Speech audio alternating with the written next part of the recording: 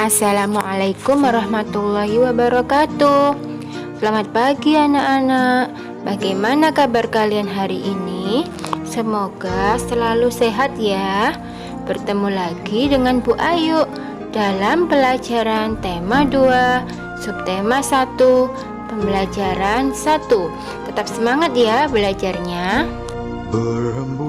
Kemarin, tepatnya tanggal 17 Agustus, kita telah memperingati Hari Kemerdekaan Negara Indonesia yang ke-75. Nah, pada saat upacara bendera biasanya dibacakan teks proklamasi. Teks proklamasi kemerdekaan menjadi tonggak sejarah bagi perjuangan bangsa Indonesia. Meskipun terdiri atas suku yang berbeda, rakyat Indonesia bersatu dalam memproklamirkan kemerdekaan negara Indonesia. Berikut merupakan teks proklamasi yang dibacakan oleh Soekarno-Hatta pada tanggal 17 Agustus 1945. Coba diikuti ya. Proklamasi.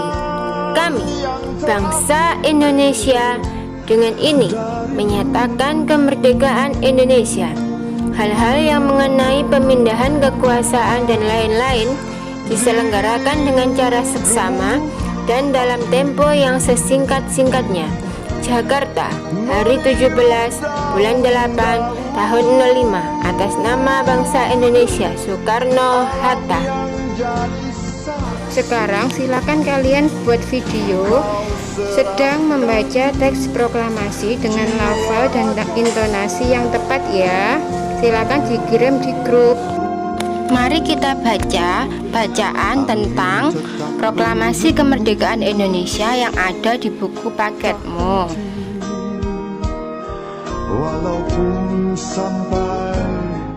Setelah membaca teks proklamasi kemerdekaan Indonesia, buatlah peta pikiran seperti pada gambar berikut ini.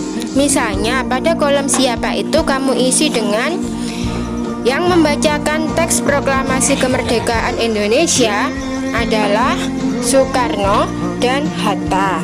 Untuk yang lainnya silakan diisi dengan yang sesuai ya. Makna proklamasi. Yang pertama, sebagai puncak perjuangan bangsa Indonesia karena telah berhasil menang melawan penjajah. Yang kedua, pengakuan kepada dunia luar bahwa Indonesia adalah benar-benar negara yang merdeka.